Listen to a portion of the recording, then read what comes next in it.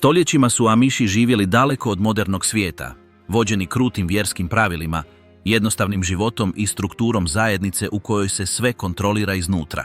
Nemaju policiju, sudove, zatvore. Ali to ne znači da nema kazni. Naprotiv, u mnogim zajednicama kršenje najosnovnijih pravila može dovesti do tihih, dugotrajnih i mnogo strožih sankcija nego što se čine.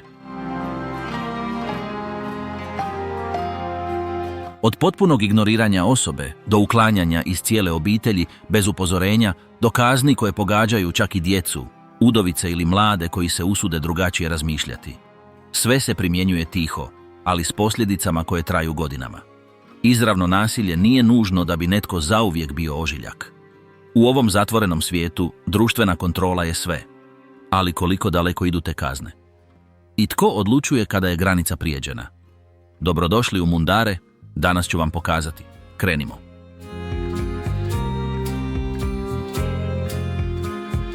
Nevidljiva kazna koja slama Amiše iznutra.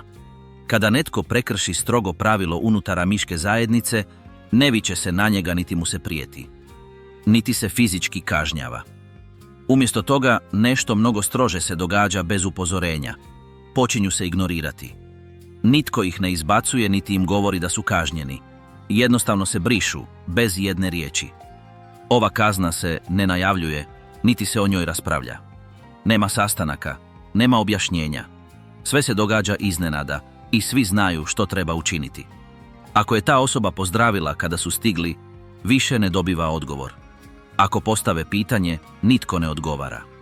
Ako pokušaju sudjelovati u nečemu, ostaju sami, ali nitko to ne uzima u obzir.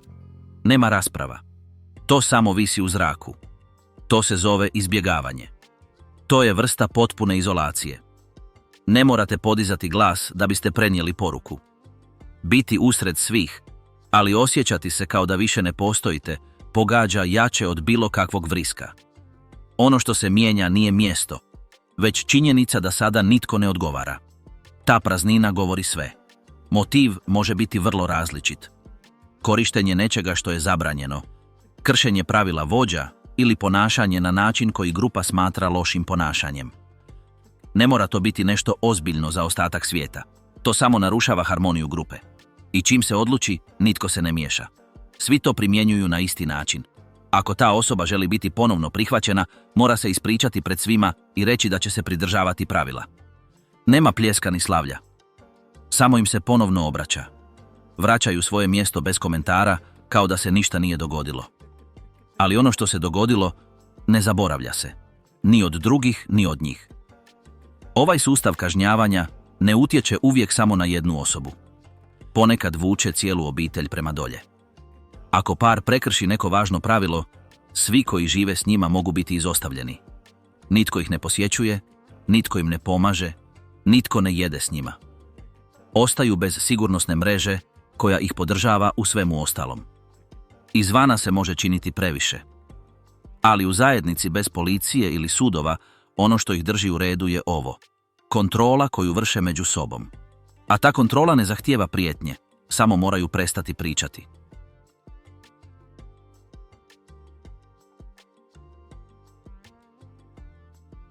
Dan kada ste izbrisani iz zajednice, u amiškoj religiji nitko ne ulazi odlukom roditelja.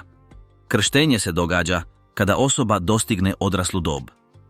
Nema zabave ili posebne odjeće. Samo vrč vode, duga molitva i javno obećanje da će se pridržavati svih pravila grupe. Od tada nadalje, ta osoba više ne može raditi što god želi. Mora se pokoravati svemu što zajednica nalaže. Ako nakon toga netko prekrši pravilo, ne izbacuju ga uvredama, niti ga prisilno isključuju. Ono što rade jest da ga učine da nestane. Doslovno. Primjenjuju meidung, oblik izopćenja gdje ostaju živi, ali za sve više ne postoje.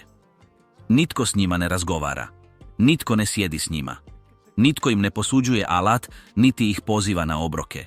Nitko ih ne posjećuje. Ponekad proces počinje upozorenjem. Ako nema pokajanja, dolazi do potpunog isključenja. Prvo, tišina kod kuće. Zatim su isključeni sa sastanaka, a na kraju su ignorirani kao da nisu ni bili tamo. Nema suđenja ni pisanog zapisa.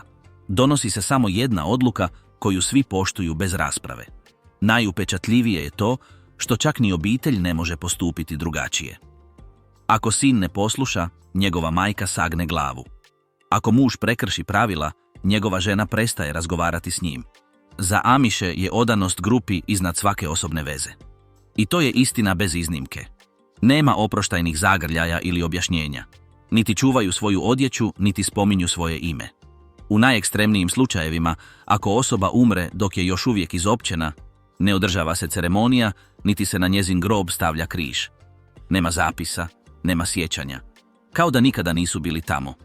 Zabranjeno je čak i posredovati za nekoga tko je izopćen. Ako rođak pokuša pomoći ili ih posjetiti, također mogu biti kažnjeni. Pokazivanje suosjećanja tumači se kao izdaja. Šutnja je dio norme i održava se koliko god je potrebno. Nije potrebno učiniti nešto ozbiljno. Ponekad je dovoljno koristiti telefon bez dopuštenja, propustiti ceremoniju ili propitivati što biskup govori. Meidung ne mjeri je li nešto bilo blago ili teško. Mjeri samo je li se poslušalo ili ne. Ako netko odbije poslušati, briše se s karte. Strah od ove kazne toliko je jak da ga mnogi mladi osjećaju težim od bilo koje vjerske prijetnje. Život znajući da vas roditelji, braća i sestre i susjedi više ne vide strašniji je od bilo kojeg pakla. Jer ne gubite samo vjeru. Gubite svoje mjesto, svoju povijest, pa čak i svoje ime. Povratak nije lak. Morate se ispričati pred svima, prihvatiti svoju krivnju i biti strpljivi. Nije uvijek uspješno. Neki povrate svoj glas, drugi su napola prihvaćeni, a treći se više nikada ne uklapaju. Ali svi znaju da ako pokušaju, to nije iz ponosa. To je kako bi izbjegli da zauvijek ostanu sami. Unutar ovog sustava vjerovanje nije dovoljno. Morate poslušati. A oni koji ne, prestaju postojati za grupu. Bez nasilja, ali s potpunom hladnoćom.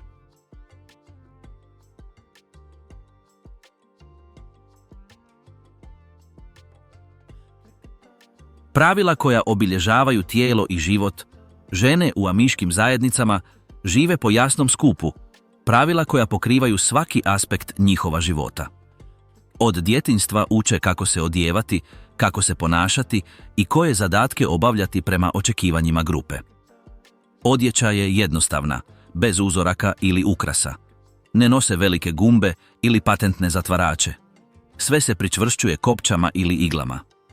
Kosa se ne šiša i uvijek je prekrivena bijelom ili crnom kapom, ovisno o tome jesu li u braku ili ne. Nakit je zabranjen, čak i vjenčano prstenje. Njihova je uloga brinuti se o domu. Brinu se o djeci, obavljaju svakodnevne rutine, kuhaju, šivaju i pomažu starijima. Od malih nogu djevojke su uključene u te zadatke. Uče pripremati obroke, prati odjeću, šivati i brinuti se za svoju braću i sestre. Kad odrastu, brinu se o svemu s ostalim ženama u kući. Brak se smatra doživotnom obvezom. Djevojke se udaju između 18. i 22. godine, nakon krštenja. Nema privatnih spojeva ili dugih udvaranja.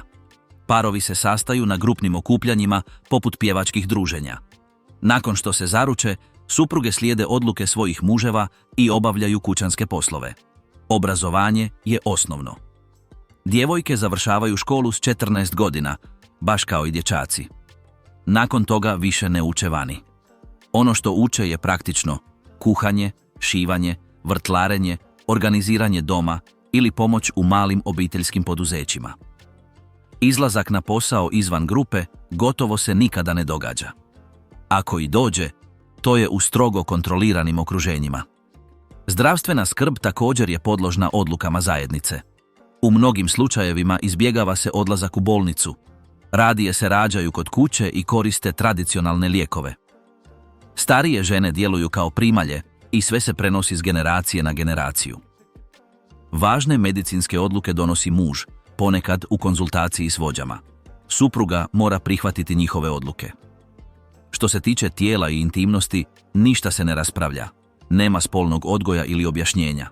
Žene uče same, u tišini. Očekuje se da budu diskretne, poslušne i vjerne. Nema javnih gesti naklonosti. Ako netko prekrši ova pravila, može dobiti upozorenja ili čak biti isključen iz grupe. Dnevnih zadataka je mnogo. Rano ustaju kako bi pripremile doručak, brinu se o djeci i sve ostavljaju u redu. Njihove dužnosti uključuju pečenje kruha, mužnju, pranje ruku, peglanje, šivanje odjeće za sve i održavanje čistoće kuće. Starije kćeri im stalno pomažu kako ništa ne bi stalo. Starije žene vladaju unutar kuće, ali ne i izvan nje. Ne donose vjerske, ekonomske ili grupne odluke. Sudjeluju u davanju savjeta unutar obitelji, ali nemaju stavove ni pravo glasa u važnim stvarima. Njihova je uloga u domu, gdje određuju tempo i uče mlađe generacije što da rade. Gornja odjeća nema mjesta u njihovim životima. Ne šminkaju se, ne šišaju kosu, ne boje je niti kupuju odjeću u trgovinama. Sve se radi kod kuće. Haljine su duge, s rukavima koji sežu do lakta ili zapešća. Cipele su crne kožne, ravne.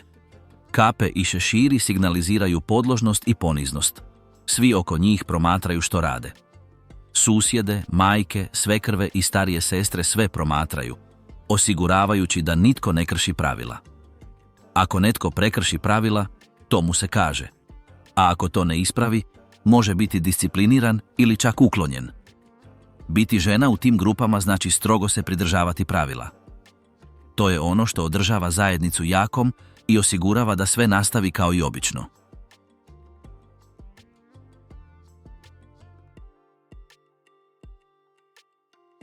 Ljubav pod nadzorom. Romansa, čednost i javna sramota.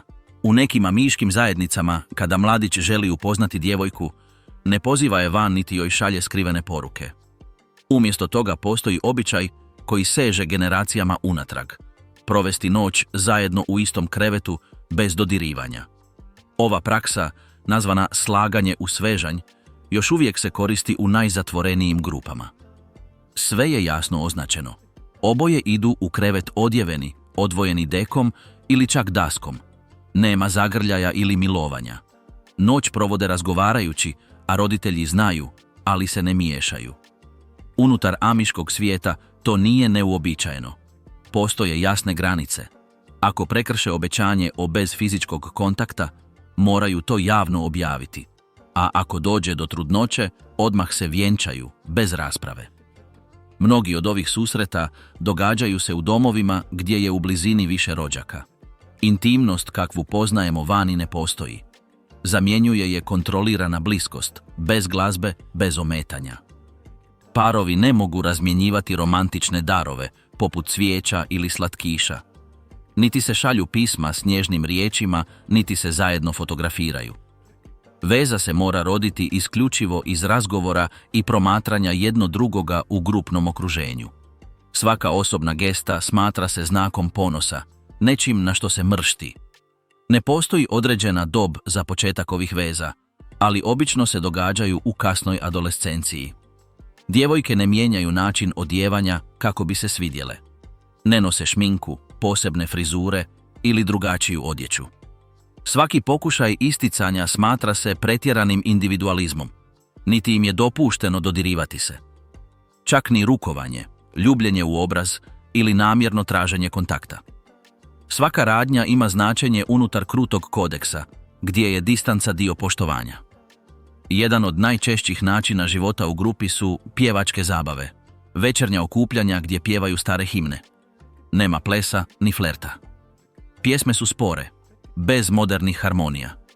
Služe kao trenutak da se pogledaju bez kršenja pravila. Tijekom ovih okupljanja nema privatnog razgovora. Svaki korak prema vezi zahtijeva da grupa to smatra prihvatljivim. Obitelji su pažljive. Grupa promatra. I ako nešto krene po zlu, oni djeluju. Čak i ako veza ide dobro, i dalje postoje pravila. Ne smiju biti u sobi sa zatvorenim vratima. Niti smiju sami napustiti selo. Pokazivanje naklonosti smatra se znakom duhovne slabosti. Muškarci s druge strane pokazuju svoj bračni status bradama, dok su samci moraju biti glatko obrijani. Nakon vjenčanja, puštanje brade je obavezno. Na taj način svi znaju, bez riječi, tko je oženjen. Ništa u tim vezama nije prepušteno slučaju. Sve slijedi fiksni slijed koji se prenosi generacijama. Nema mjesta za izmišljanje. Čak i pisma, ako ih ima, roditelji mogu pregledati prije nego što budu dostavljena. To nije zbog nepovjerenja, već zbog reda. Ako se dogodi greška, ne oprašta se lako. Ako par ima odnose prije braka i ne otkrije ih, a kasnije se otkrije, može doći do javnog priznanja ili čak isključenja. Također ne nose zaručničko prstenje. Umjesto nakita, vjernost se pokazuje praktičnim stvarima, zajedničkim pohađanjem grupnih događaja, timskim radom i prihvaćanjem života u paru pod vlastitim pravilima. Ono što bi za druge bilo neobično, veza bez dodirivanja, privatnost ili vidljivi prikazi ljubavi, za Amiše je to poslušnost, poštovanje i disciplina.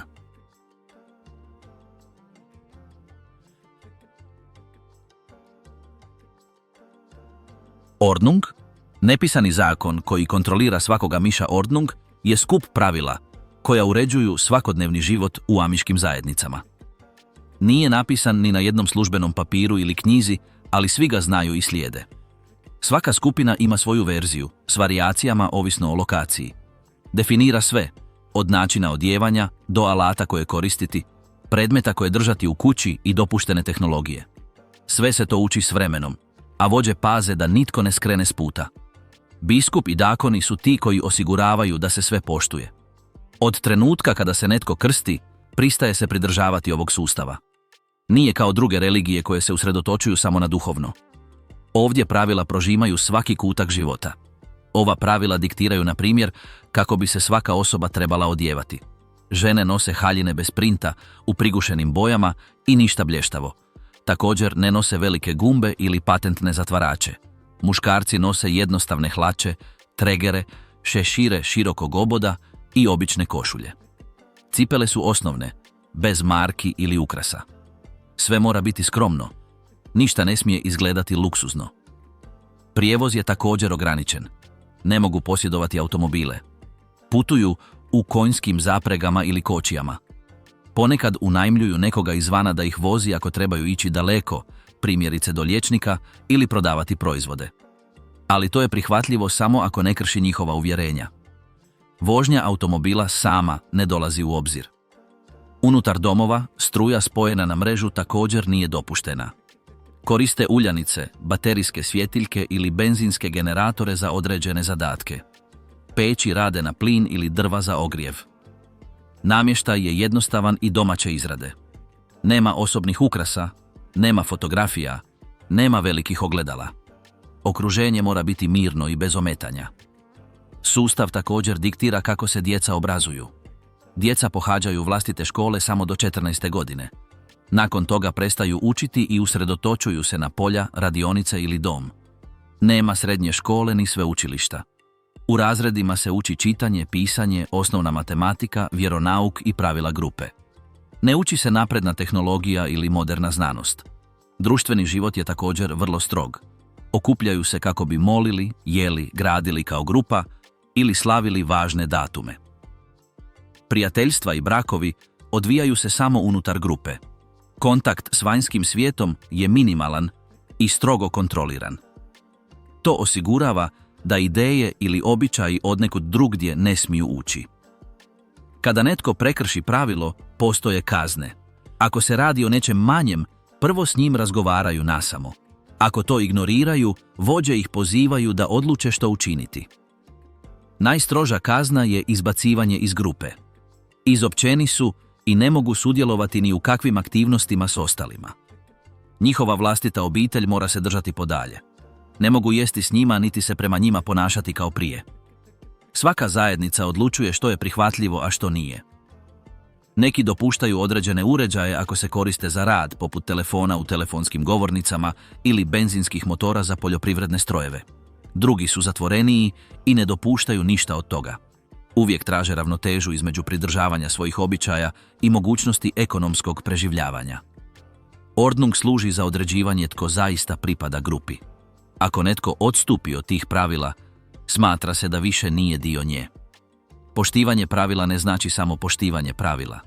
Za njih je to zaštita njihove duše, njihove obitelji i svega što su izgradili. Kroz ta nepisana pravila svatko razumije svoje mjesto i to je ono što održava zajednicu na okupu.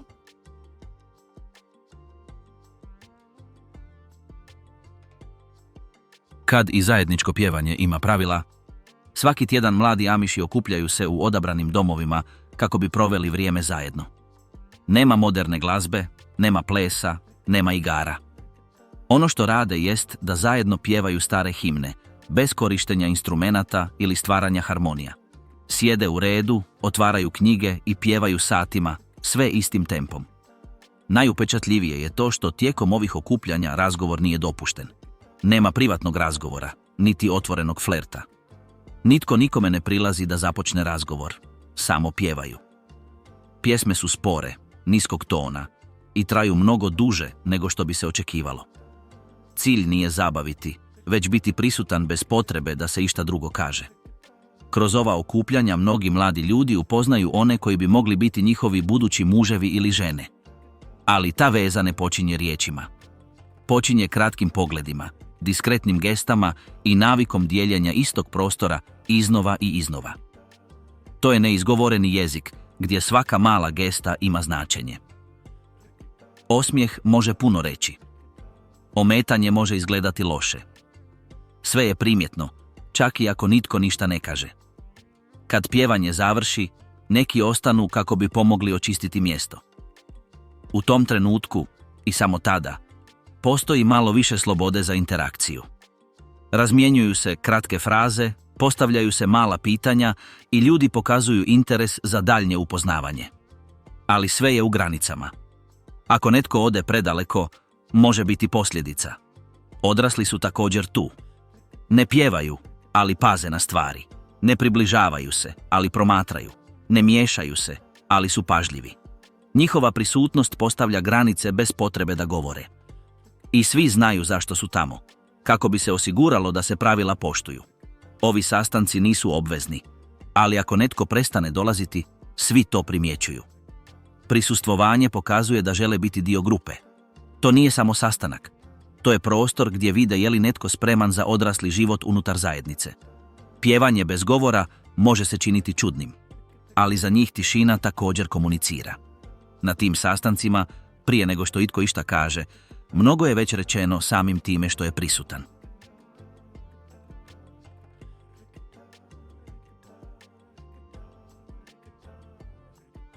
Zabranjena tehnologija. Što vam se događa ako zgrabite mobitel u amiškom svijetu? U mnogim amiškim zajednicama mobitel nije samo uređaj. To je prijetnja.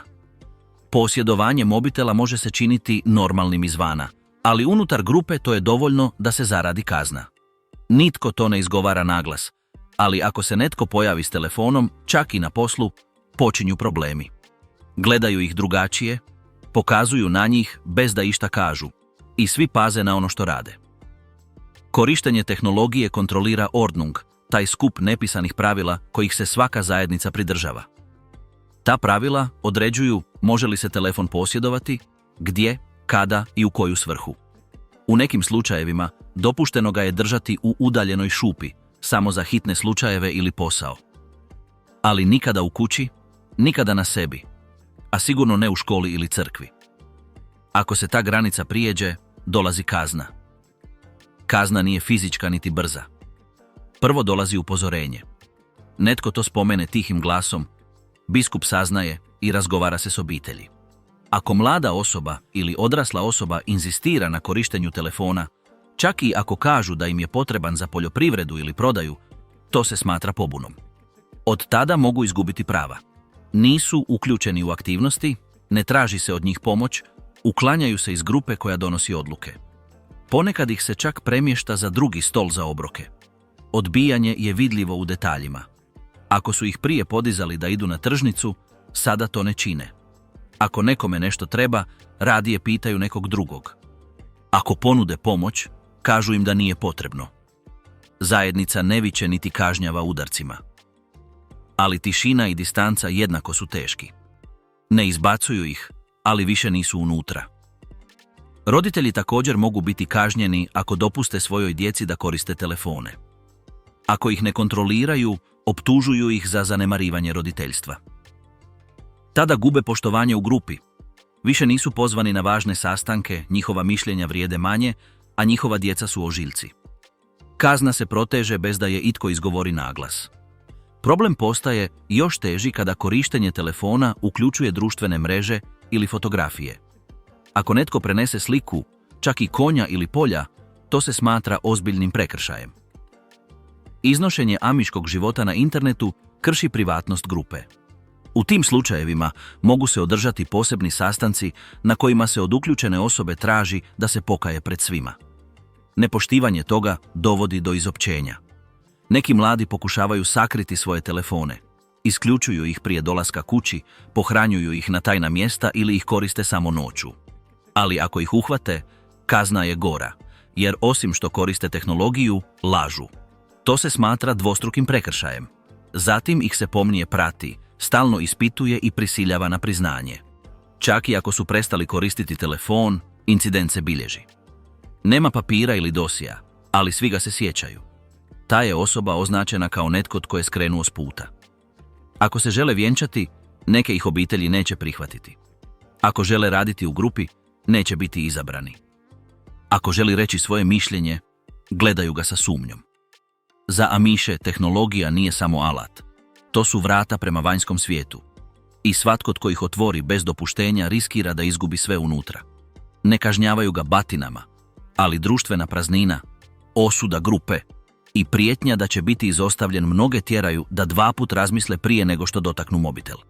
Tamo vas poziv može koštati mjesta u zajednici.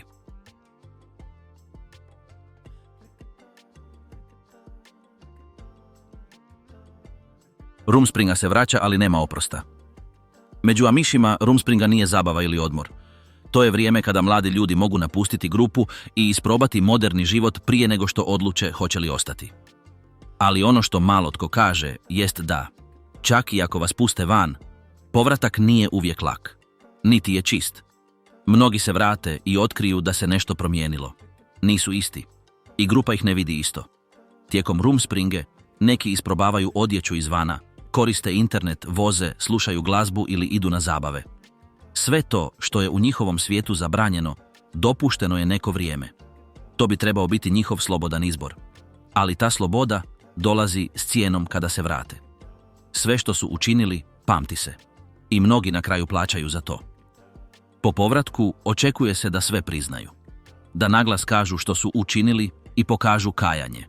Ako to ne učine, grupa se počinje zatvarati. Nema neposredne kazne, ali se osjeća. Dobivaju manje odgovornosti, ne biraju se za važne zadatke i pomno su promatrani. Unutra su, ali pod nadzorom. Ako se mladić vrati s drugačijim idejama, poput promjene nečega u ordnungu ili propitivanja pravila, to se shvaća kao prijetnja. Zatim slijede upozorenja, razgovori s biskupom, a ako ustraje, izolacija. Nitko ga ne dira niti ga gleda. Poruka je jasna. Ne dolazite ovdje pregovarati. Neki se vraćaju s predmetima, modernim satom, telefonom, dizajnerskom odjećom. Donijeti ih je kao isticanje zastave. Starješine to smatraju nepoštovanjem. Čak i ako ništa ne kažu, počinje pritisak. Traže od njega da to spali ili pokloni. Ako odbije, kažnjava se šutnjom. Nitko ne želi biti u blizini nekoga tko je, čini se, pokušao nešto bolje i ne odustaje. Djevojke koje se vrate nakon što su se našminkale ili presvukle, također se promatraju. Čak i ako vrate pokrivalo za glavu i tradicionalnu odjeću, grupa se sjeća što su učinile. Ponekad se njihove majke prema njima ponašaju hladno. Drugi ih ne puštaju blizu male djece, kao da imaju loš utjecaj. To se ne kaže, ali se osjeća. Pokajanje se zahtijeva u javnosti. Nije dovoljno samo se dobro ponašati. Mora se reći pred svima. I ne jednom, već nekoliko puta. Na sastancima, u ispovjedima i u razgovorima s vođama. Tek tada mogu početi vraćati svoje mjesto. Ali nikada u potpunosti. Uvijek ostaje ideja da su vidjeli drugi život. I to ne nestaje. U nekim grupama, ako se netko vrati i očito je da se muči prilagoditi, šalje se strožim članovima obitelji. Tamo nema distrakcija. Dobivaju teške zadatke, stroži rasporedi i manje slobodnog vremena. To je način preodgoja bez da se kaže da su kažnjeni. Ali cilj je jasan. Izbrisati ono što su naučili vani. Oni koji se ponovno ne uklope često odlaze sami. Nitko ih ne izbacuje. Ali kad vide da im se ne vjeruje, da nisu uključeni i da se sve što kažu dovodi u pitanje, radije odu. Neki pokušavaju iznova i iznova, dok ne odustanu. Drugi ostaju, ali znaju da je nešto pokvareno. Rumspringa se čini kao sloboda, ali to je test. A ako se vratite, morate to učiniti čisto. Jer ako donesete nešto iz vanjskog svijeta, čak i ideju, ostat ćete s njom zauvijek zaglavljeni.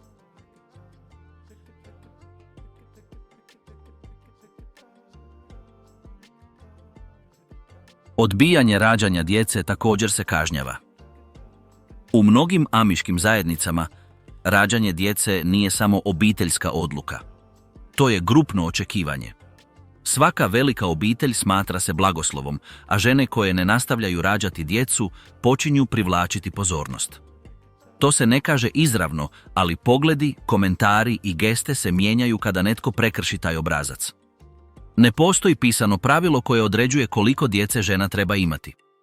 Ali normalno je da ih bude mnogo. 9, 10, čak i 12. Svaki porod je razlog za poštovanje. A ako žena prestane rano rađati, počinju pitanja.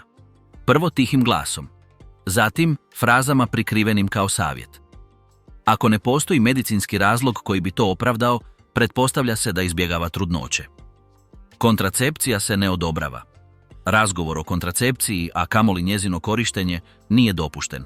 Ako se sumnja da žena to čini, čak i uz pristanak supruga, to se smatra ozbiljnim prekršajem. Prema skupini, prkosi prirodnom poretku. Tada dolazi do odbijanja. Isključena je iz razgovora, ne traži se njezino mišljenje i uskraćuje joj se vodstvo u ženskim zadacima. Ponekad joj prilaze druge starije žene. Postavljaju pitanja poput je li bolesna, je li sve u redu kod kuće ili treba li joj pomoć. Ne govore ništa izravno, ali je jasno da istražuju. Ako žena ne objasni ili se uzruja, pritisak raste. Dodjeljuju joj se teži zadaci, glas joj se prekida u donošenju odluka, a može čak biti isključena i iz grupnih aktivnosti. Muževi također osjećaju teret. Ako se sazna da njegova supruga više neće imati djecu zbog njihove zajedničke odluke, i on gubi poštovanje. Smatra se slabim ili nestabilnim u svojoj vjeri. Možda više neće biti izabran za određene poslove ili vjerske dužnosti. Njegova se obitelj doživljava drugačije. Sve se to događa bez da itko to unaprijed kaže, ali svi razumiju. Kada postoje stvarni medicinski razlozi, poput komplikacija od prethodnih poroda, neke zajednice imaju više razumijevanja. Ali i to se prati. Ako se žena čini zdravom i aktivnom, nije lako prihvatiti da ne može nastaviti imati djecu. Očekuje se da će nastaviti, čak i ako to uključuje rizike. A ako to ne učini, sumnja ostaje. Žene koje odluče da neće imati više djece, žive pod stalnim nadzorom. Svaka promjena u njihovoj rutini tumači se kao dokaz. Ako više ne prisustvuje određenim događajima, ako se čini opuštenijom, ako se ne čini umornom, sve to potiče glasine. Nitko ne govori naglas, ali društveni sud je jasan. Ne ispunjava očekivanja. U ekstremnim slučajevima, ako pritisak ne promijeni njezinu odluku, može biti pozvana na sastanak s čelnicima zajednice. Tamo je zamole da objasni zašto nema više djece. Ako nije uvjerljiva, nameću se ograničenja. Ne može organizirati događaje, ne sudjeluje u ključnim zadacima, a ponekad joj nije dopušteno ni prisustvovati određenim molitvama. Poruka je jasna, ne radi svoj dio. Nema zakonske kazne i nitko je ne izbacuje. Ali izolacija je jednako jaka. Njezini stari prijatelji se udaljavaju. Posjeti se smanjuju. Više je ne traže da provode vrijeme s njom. Sve je to iscrpljujuće. Neke na kraju popuste. Druge podnose u tišini. A neke odluče otići, znajući da ih to što više ne postanu majke košta mjesta u grupi. U tom svijetu, nemati više djece nije samo osobna odluka. To je prekid s onim što svi vide kao pravi put. A one koje odu, čak i tiho, plaćaju za to distancom, šutnjom i optužbama koje traju godinama.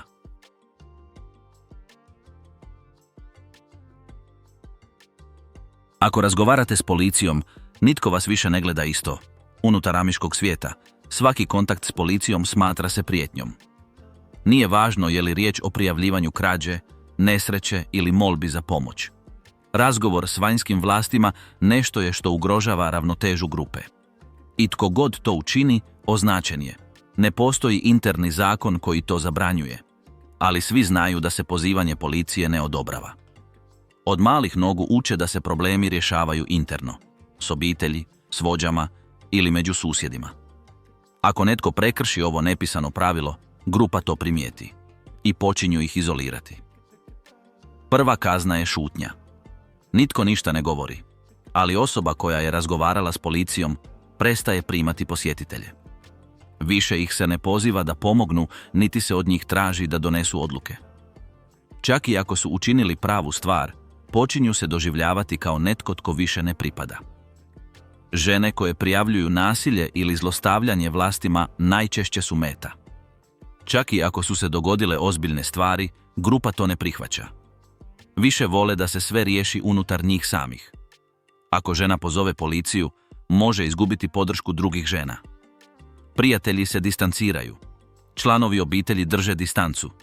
Poruka je da nije trebala progovoriti. Ni muškarci nisu izuzeti. Ako otac surađuje s policijom u istrazi, čak i za nešto što ga ne uključuje, smatra se izdajom grupe. Oslobađa se odgovornosti. Izbjegava ga se na sastancima i njegova riječ počinje manje vrijediti. U nekim slučajevima, ako osoba inzistira na suradnji s vanjskim vlastima, vođe je pozivaju na razgovor. Zahtijevaju objašnjenja. Žele znati što su rekli, kome i zašto. Ako se ne pokaju, aktiviraju se strože kazne. Mogu biti isključeni iz vjerskih obreda, ne primati nikakvu pomoć od grupe, a u najgorim slučajevima mogu biti ekskomunicirani. Čak i ako je pritužba podnesena radi zaštite nekoga, grupa to ne tumači tako. To se smatra izdajom. Jer za njih otvaranje vrata zakonu izvana znači dopuštanje ulaska drugih stvari, promjena, nadzora, nereda. Zato kažnjavaju prije nego što se to dogodi. Ponekad se odbija i obitelj osobe koja je razgovarala s policijom. Djeca se ne pozivaju na utakmice. Muž ili žena se stavljaju pod sumnju. Posjeti se zaustavljaju. Sve kako nitko ne bi zaboravio što je učinjeno. Jer u toj kulturi šutnja je dio reda. A kršenje te šutnje ima svoju cijenu. Neki ljudi odlaze nakon razgovora s policijom. Ne zato što su izbačeni, već zato što više ne mogu podnijeti hladnoću grupe. Drugi ostaju, ali s ograničenim životom. Možda tamo žive, ali se nikada u potpunosti ne vraćaju. To je kazna bez udaraca, ali traje dugo. Za Amiše, držanje svega unutra znači zaštitu onoga što je njihovo. Zato svatko tko pozove policiju prelazi nevidljivu granicu. Čak i ako to ne kažu, ta osoba više nije jednaka drugima.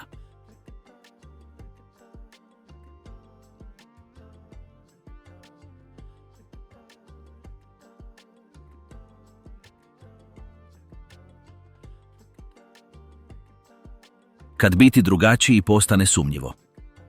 U amiškim zajednicama uniformnost nije samo običaj. To je oblik kontrole.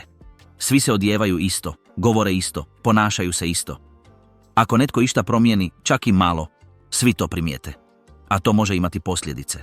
Ništa ne shvaća ozbiljno. Dovoljno je da netko počne čitati knjige koje nisu odobrene, zainteresira se za stvari iz vanjskog svijeta ili izrazi ideju koja zvuči drugačije. Grupa ih odmah gleda sa sumnjom. Ni za što ih se ne optužuje, ali se osjeća težina njihovih pogleda. Sumnja počinje pitanjima prikrivenim kao znatiželja. Zašto nosiš tu boju? Gdje si nabavio tu knjigu? Tko ti je rekao za to? Ako osoba ne reagira kako se očekuje, počinje biti marginalizirana. Malo je ignorirana, manje pozivana i manje joj se razgovara. U tim zajednicama različitost se doživljava kao prijetnja. Jer ako se jedna osoba promijeni, drugi bi mogli slijediti.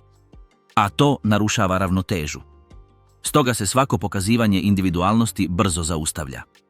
A ako netko ustraje, hladno se kažnjava. Nije potrebno nasilje. Dovoljno je ne uključiti ih. Ne računati na tu osobu za grupne zadatke. Ne sjediti pokraj njih. Ne povjeravati im važne poslove. Malo pomalo, potisnuti su u kut. A to na mjestu gdje je sve kolektivno djeluje kao zid. Ako, osim što je drugačija, osoba postavlja pitanja o pravilima ili izražava sumnje u odluke vođa, situacija se pogoršava. Smatraju se opasnima. Čak i ako govore s poštovanjem, čak i ako samo žele razumjeti, sama činjenica ispitivanja uzrok je sumnje. Neki se ponovno pokušavaju prilagoditi. Prestaju čitati, odjevaju se kao svi ostali, spuštaju glave. Ali sjećanje ostaje. Više ih se ne vidi isto. Drugi odlučuju otići prije nego što budu potpuno izolirani. I u tom slučaju kazna se nastavlja.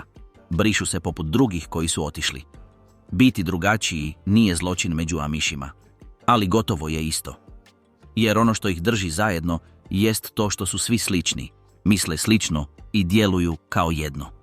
Svatko tko odstupi od tog kalupa, čak i malo, riskira da bude izostavljen. Sve ove kazne odražavaju kako kontrola unutar amiškog svijeta ne ovisi o sili, već o skupini. Nitko ne treba ništa nametati vikanjem ili prijetnjama. Dovoljno je tiho se povući, prestati gledati i ne reagirati. U amiškim zajednicama kazna nije uvijek očita, ali funkcionira kao čvrsta granica koju nitko ne prelazi bez posljedica. Ono što bi za mnoge bilo blago upozorenje, postaje šutnja, isključenje ili potpuni prekid sa svime što netko zna. Nema vike, ali postoje pravila koja se poštuju bez pogovora. I svatko tko se ne uklapa, nestaje. Tako održavaju red, bez sudova ili policije. Samo društvenim pritiskom, nepisanim pravilima i sankcijama koje, iako možda ne ostavljaju vidljive tragove, mogu trajati cijeli život.